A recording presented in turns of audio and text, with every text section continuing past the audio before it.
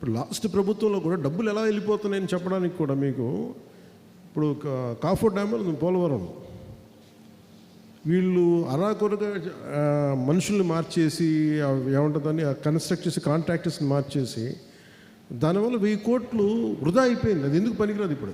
అందుకని మళ్ళీ కొత్తది కట్టింది. అది కేంద్ర ప్రభుత్వానికి మళ్ళీ అదనపు భారం అది. అలాగే మన ఉప్పాడది కూడా 90 కోట్లు మన అదనం ఆల్రెడీ కట్టేసాం. కట్టిన దానికి మళ్ళీ కరెక్షన్కి మళ్ళీ 90 కోట్లు అవుతుంది. సో ఇవి కూడా మీరు అర్థం చేసుకోండి.